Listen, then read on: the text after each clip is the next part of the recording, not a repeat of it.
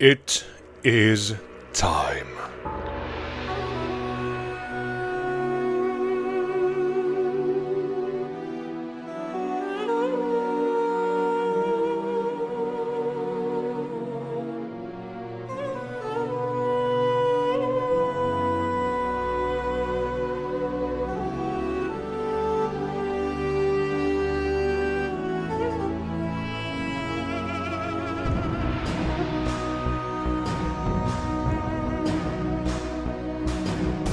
Welcome to Little Lost City, an adventure-themed collab park putting together builds made by 9 of the most talented creators in the PlayStation Planet Coaster community.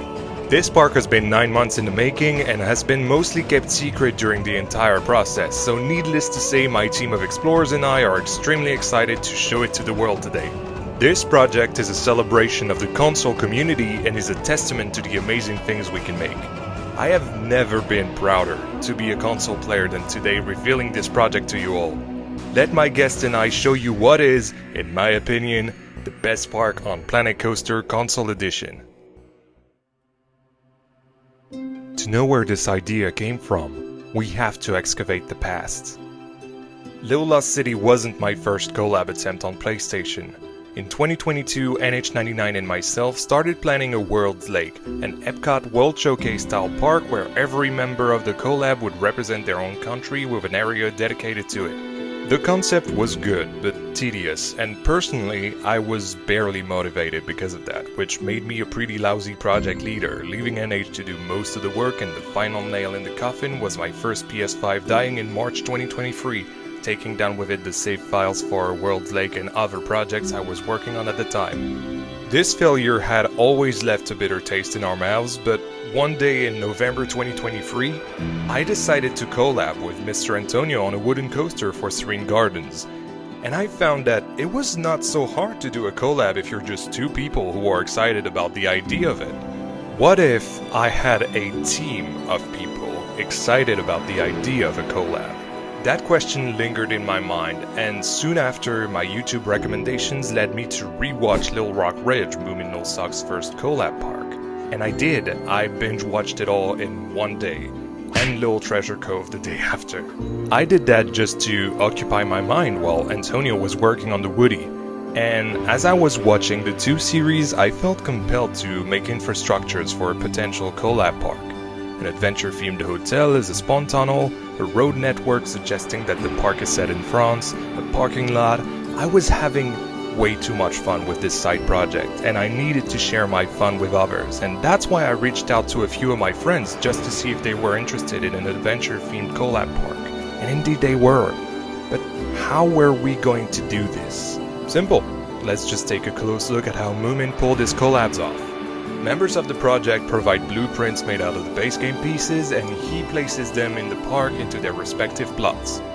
This is where I started to diverge from what Moomin and his friends had done in the past. 1. I refused to only use the base game pieces, especially when our adventure theme has a whole DLC dedicated to it. And 2. I didn't want to work with blueprints because I wanted my friends to be able to plan sidelines, work on seamless transitions between their builds, and get inspired by everyone else's builds.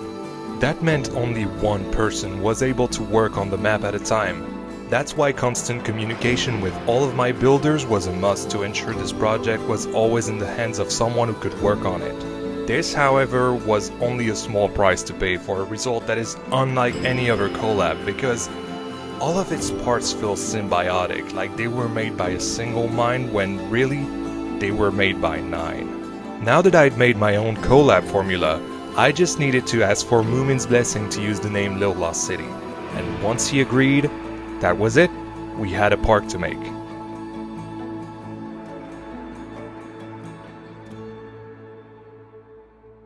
If you've been following the channel for a long time, you know it's not something I usually do.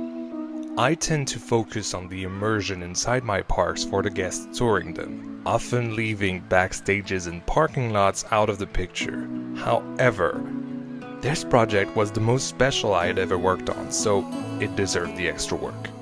Much like Moomin's collab parks, I wanted Little Lost City to be believable from the get-go, and that meant spending a good amount of time in console counter percentage making the infrastructures that would make the park feel as real as can be. The first building that was ever made in this park was the Explorer Society Hotel, because when I make a park I always try to find a creative way to cover the spawn tunnel, because yes, for those who don't know, we can't move the spawn tunnel on console. This was inspired by Splash Landings at Alton Towers and the Azteca and Safari Hotel at Chessington World of Adventure. Nothing special, but I needed an old South American vibe, as if the explorers who went to the Lost City during the day were coming back here at night to rest. Then after that, it was time to make the parking lots for the hotel and the park. Now, I admit, they do not have the proper size for this type of park at all. However, smaller parking lots meant that we could focus on putting more details inside the actual park once we got to building it, so I was more than happy to make the sacrifice. Having two separate parking lots also meant that I'd have to build a road network to get to the resort. I was happy to work on that. It made the whole project look instantly more real, especially with that awesome roundabout where I started to think about where the park would be set to put some signs reflecting that. I'm French, so I wanted to set this park in France, even though the signs we have in the game are much more representative of American signs, but I made do with what I had, as we always do on console. This park is set between Metz and Nancy, not far from Pont-à-Mousson and the Lorraine airport.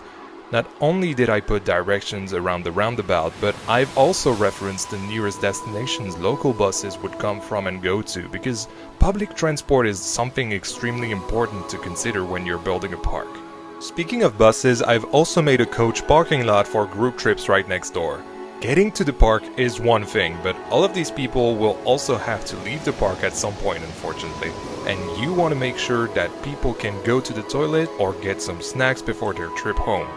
Now, those of you who have eagle eyes will have spotted the presence of backstages too. These were built far later, near the completion of the map in fact. The reason for that is that I needed everyone's builds to be done in order to actually make them fit with everything that the other players had created. For example, I wouldn't have made the water treatment plant this way if Genetics and Tony hadn't made their river rapids like that. It's all about letting everyone express themselves and finding compromise in that, which is extremely exciting because you feel like you're not the only one carrying this enormous 55,600 pieces project to completion. Other than that, backstages have cafeterias for every department, parking lots for staff, and it was an opportunity for me to put Easter eggs like a construction site with Gerstlauer containers, a reference to the Gerstlauer bobsled I'd originally planned for my area, or Albris's derp snake, an earlier version of his gargantuan snake at the entrance. Oh yeah, I totally forgot to talk about the entrance. This is the outpost for the Explorer Society, who are investigating the Lost City. We can find boat tours that have been suspended because Dave the Crocodile is menacingly circling those waters, a watchtower inspired by American Firewatch towers, near it is the guest services building, and sprinkled in front of the entrance itself are a few ticket booths. Our park is relatively new, which explains the low prices, although remember to take the parking fee into account too if you plan on visiting. This brings us to our entrance building, and I knew from the start that this entrance shouldn't be some grand entrance hiding the park, because the star of the show is the park. That's why it's so small and simple. I knew it was going to be a frame for whatever Albris was cooking up for our Gerstlauer Skyfly, otherwise known as Wild Blue in the game. When assigning people to plots, I always try to make them do what they do best, and for Albris, that is making unforgettable centerpieces. King Albris the Handsome is considered to be one of, if not the best creator in our PlayStation community thanks to creations like Fabelwald or The Empire. He and his partner Warren create masterpiece after masterpiece. The couple recently started their own YouTube channel called Albris and Warren, where they tour their parks and do tutorials where they share some of their wisdom in the form of the Use This Not That series. Albris worked on the flat ride without Warren this time around, and here he is to tell you about it. Hello friends! It's your boy A to the Brizzle proudly presenting my contribution to Little Lost City, Planes on a Snake. Yes, you heard correctly. It's not a typo, it's a genius wordplay by a genius man. So, when Jan first approached me and asked if I wanted to join the project, there was only one answer I could give. no. But then he threatened to release all of my private pictures on the internet, so my answer immediately changed to yes. Enough nonsense. Let's have a closer look at the build. I went with a typical adventure style and built some temple ruins using mostly fairy tale cornerstones. I think they have a great texture and look a bit less common than the usual adventure walls and pieces you find normally in the game. I could have covered it all in foliage and called it a day, but that wasn't quite good enough. With it being the first thing you see when entering the park, I needed to make the whole thing more special. Within my group of close friends I go by many nicknames. Snake Wrangler and Mr. Anaconda are just a few examples. And that sparked the flame and gave me a great idea. I needed to wrap a giant snake around those ruins. Since I don't like the shiny look of the art shapes in the game, I browsed through the pieces until I finally found what I needed. The scorpion torso. I figured that its shape, when rotated correctly, makes for great snake scales. I even formed the head with them. But what really makes the snake pop, in my opinion, are the drapes in the corner of its mouth. I think that's a really nice and cool touch. And, of course, tons of blood dripping from its teeth. The end result is what you can see here. And I must say I'm quite satisfied with it. Oh, and I added Samuel L. Jackson shoveling snakes as a little joke. I have had it with these mother-plipping planes on this mother-plipping snake! Classic. I hope you like my little contribution to this amazing park, but let me tell you this, it's nothing in comparison to what's yet to come. Enjoy the rest of the park tour, have a good one, and see you around!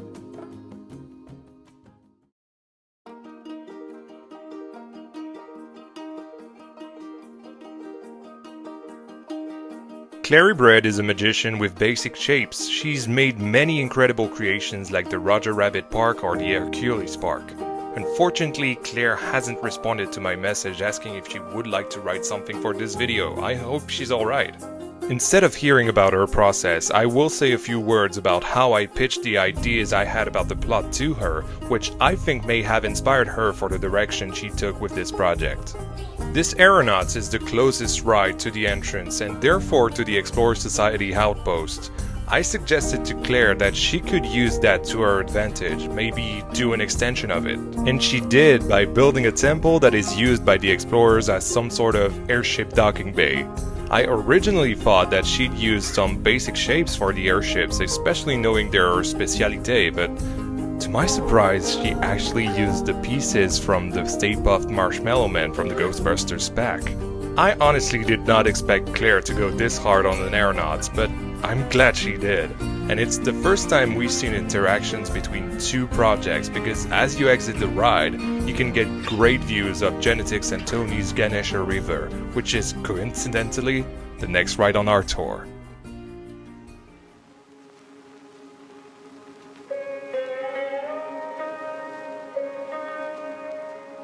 Genetics and Tony are brothers who both play Planet Coaster prodigiously, and we've become friends very quickly as they're both French creators. When I saw how these guys had mastered immersive water rides in both Samara and Foxy Park, I had to ask them to do the river rapids for Little Lost City, and boy oh boy did they deliver. The brothers being French, they weren't comfortable enough with their English to do the voiceover for their part of the script, so I asked the man, the Moomin, the Littlesocks to give them his voice for a little while. Let's hear what they had to say. Our idea was to go for a flooded temple inspired by some we could find on the internet that were from India and Indonesia. We really like Bengal Rapid River at Belwade, so that's why we got the idea.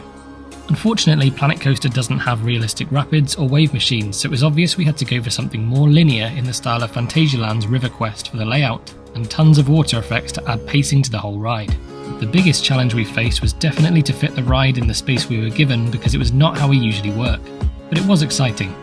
We felt like real ride engineers having to work within the constraints that were set by the park. Of course, we had to make several layouts before we were happy with the one you see before your eyes right now. Will you dare go on this soaking expedition?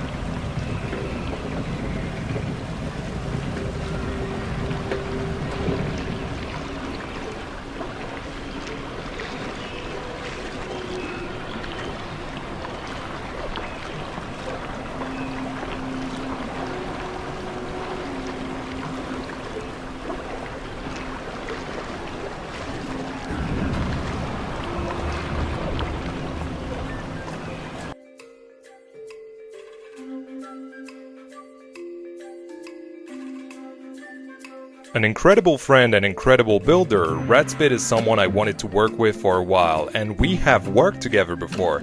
I retracked his coasters for his ultra basic park, which is not so basic if you ask me, so it was time to return the favor to him and ask him to be a part of the collab. Tell us, Rat, what did you do? I took a ride and threw some crap at it. Enjoy.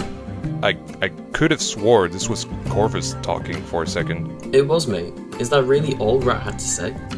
Let me look. Yep, I'm afraid so. Well, to be fair, the Monte Leon is a really annoying ride to theme, so I'll have to give Rat something a little more compelling next time I do a large-scale collab, which will most likely happen in Blanco 2. That being said, I love that he took into account the sightlines interacting with Ganesha River. Hey Corv, stay with us a while, okay? I know that we have some coaster action coming up later in the video. One thing we lacked in this park was a quieter space away from the main rides where people could relax. That was no longer the case once I'd made the Adventure Trail Plaza. I wanted this to be a calmer space with calmer music and put the park back into theme park. If you've known me for a long time, you know I love to work with nature in my parks, and that's exactly what I tried to do here.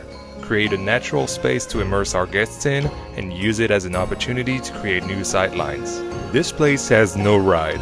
Instead, we find three things. A food and beverages unit called Death Wings. Yes, I've been watching a lot of Hot Ones interviews lately. A little nod to Moomin's Lakeside Ville, which hides an entertainment point behind its artifact. And of course, the Little Lost City Adventure Trail. You all know that I love Phantasialand. Well, frankly, who doesn't? Seriously, who? Who do I need to convert? But while many have their eyes set on the standout attractions like Taron or Fly, which I love, don't get me wrong, I have my eyes set on the Deep in Africa Adventure Trail.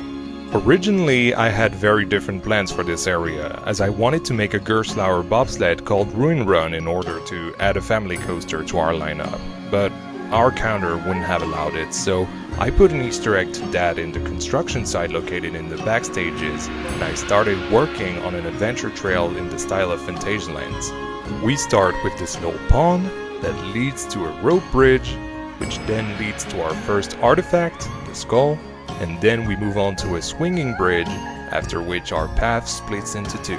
The easy trail is for people who only want to have a calmer scenic experience around the area, and the hard trail is going to offer adventurous guests a more physical and fun experience.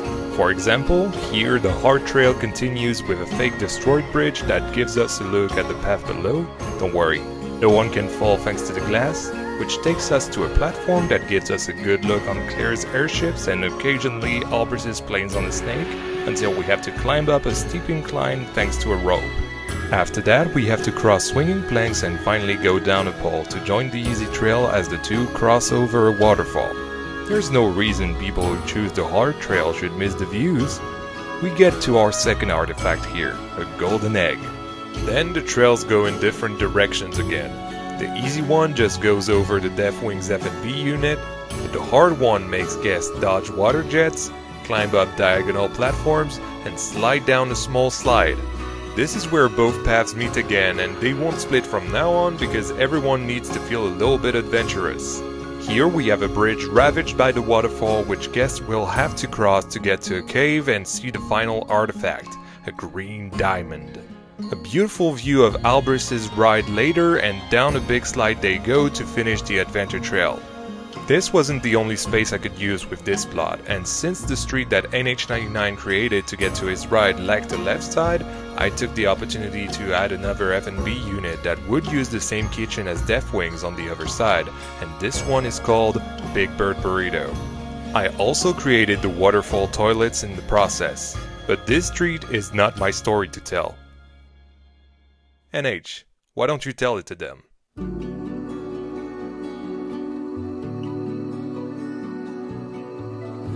Hey guys, this is NH99 and this is my contribution to Little Lost City called Duel of the Gods.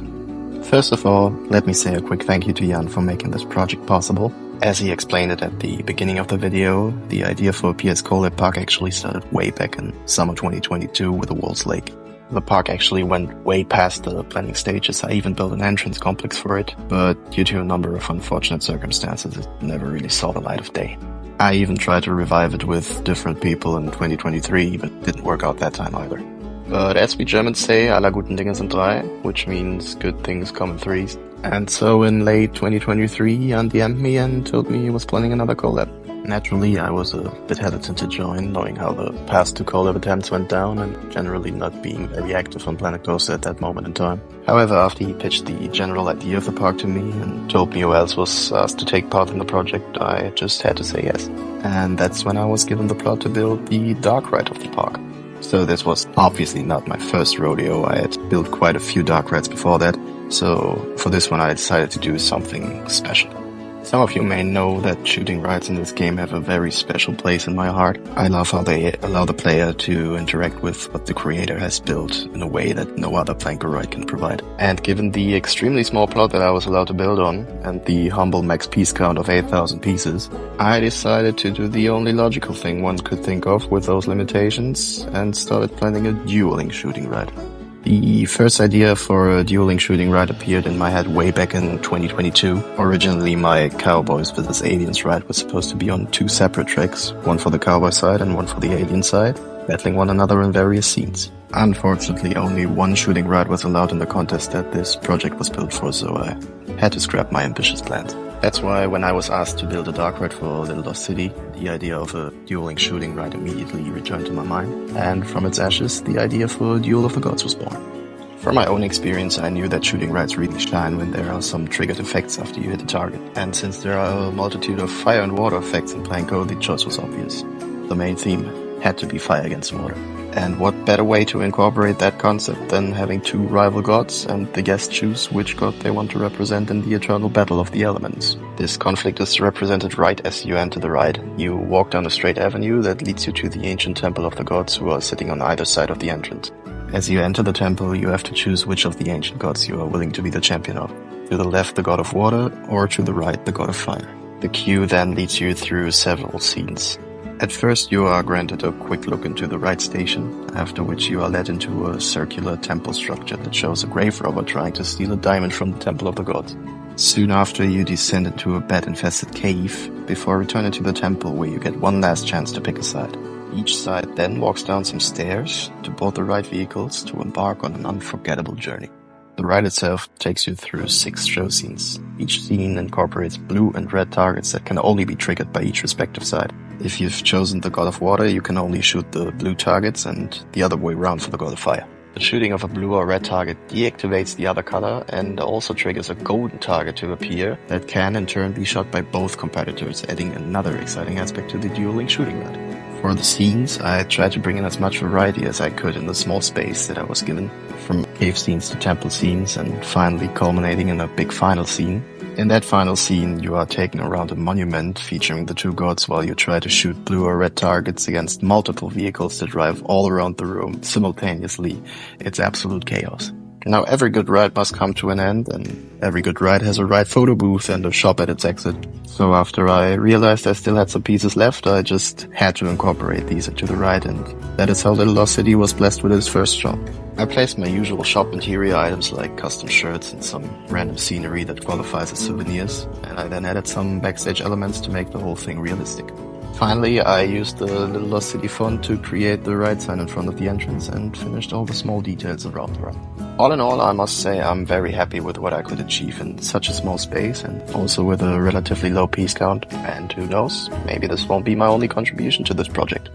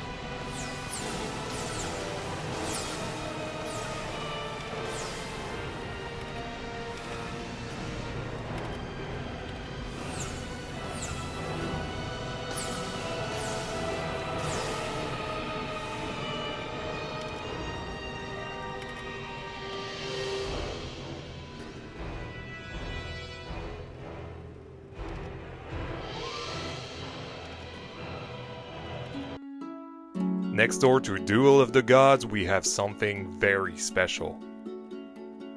Mystic is someone who always tries to think outside the box with everything he does in this game, and this was only a Swift Drifters, but Mystic refused to see it that way. Once again, Moomin kindly lends his voice to read Mystic's words. When given the park file, I was blown away by the stunning work done by the others and I knew I had to deliver. But there's only so much you can do with a ride that goes round and around, so I turned it into a dark ride. One obvious ancient American city that had ties with the conquistadors was an obvious candidate for the story. I speak of El Dorado, of course. You know, the one from the 2007 hit film National Treasure Book of Secrets starring Nicolas Cage. But instead of being hidden under Mount Rushmore, my golden city is hidden behind a poorly themed facade.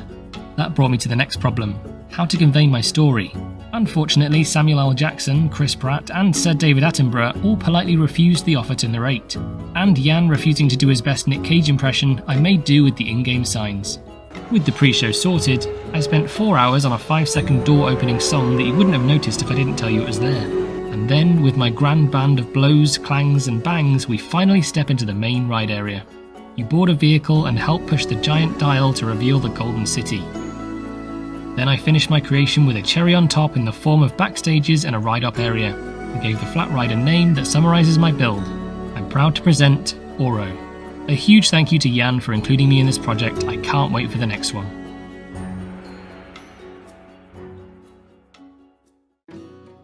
Our biggest addition is at the back of the park and is the fruit of a collaboration between Mr. Antonio and NH99. Corvus, why don't you give your voice to Antonio?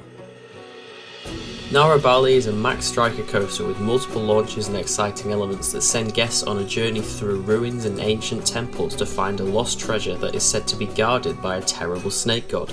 Narabali is a rare type of human sacrifice performed in India to appease the gods. Good times. The layout was inspired by several different coasters by different manufacturers. The obvious inspiration here is the only existing max striker coaster, Voltron.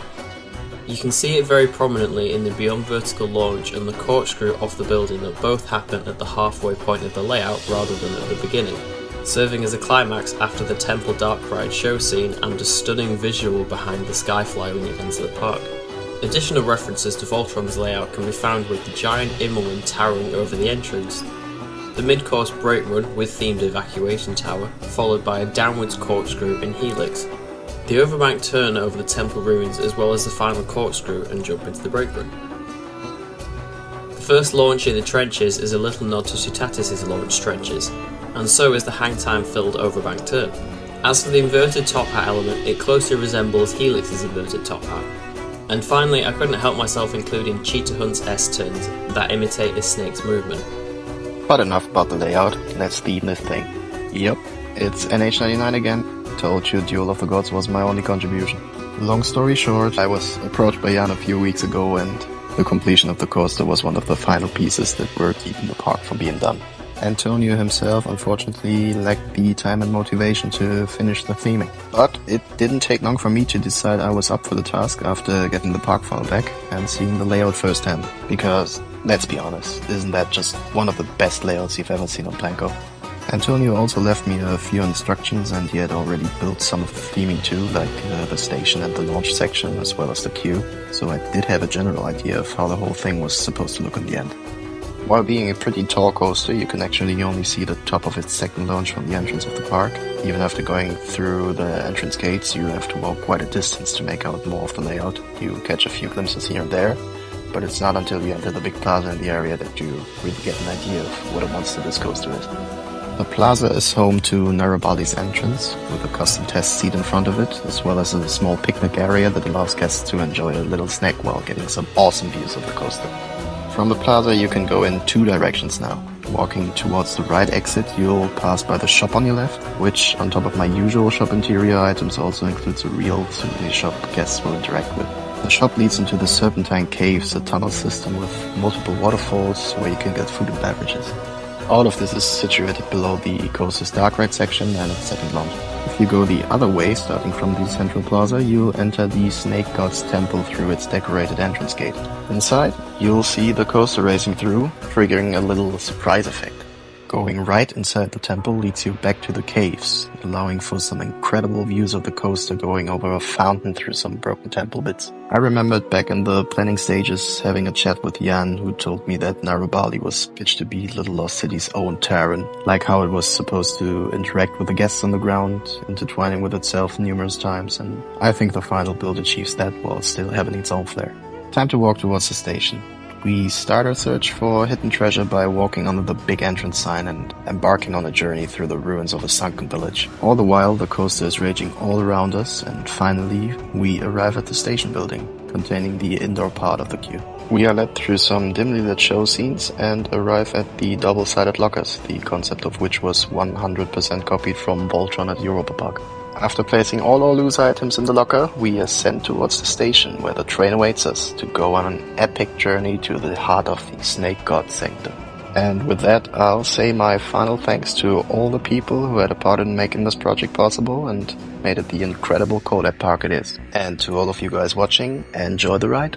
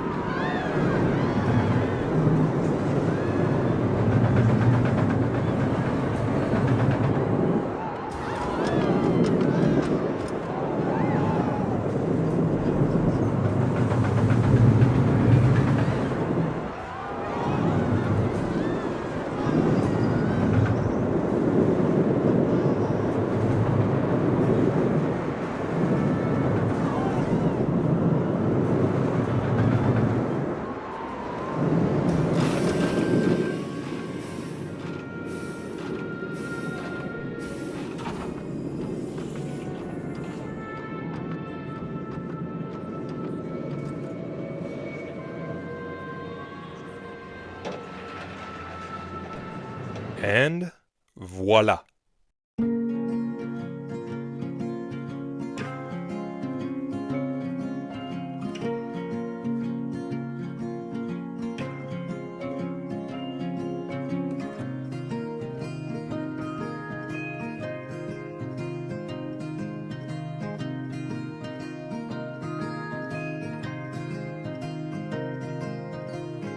As we gaze at the beauty of our park at night, it's time for us to appreciate what an amazing journey Little Lost City has been. It's the story of 9 legends bringing together the absolute best of their creativity to make something unbelievably beautiful. I know I can speak for my team of explorers when I say that we're all extremely proud of what we've made together. It is a testament to how important our community is for our beloved game. We argue, we compete, we jest and create, but the gift that Planet Coaster gives and will always keep on giving is the friends we make along the way. Thank you all for watching. Thank you all for watching. Thank you all for watching. Thank you all for watching. Thank you all for watching.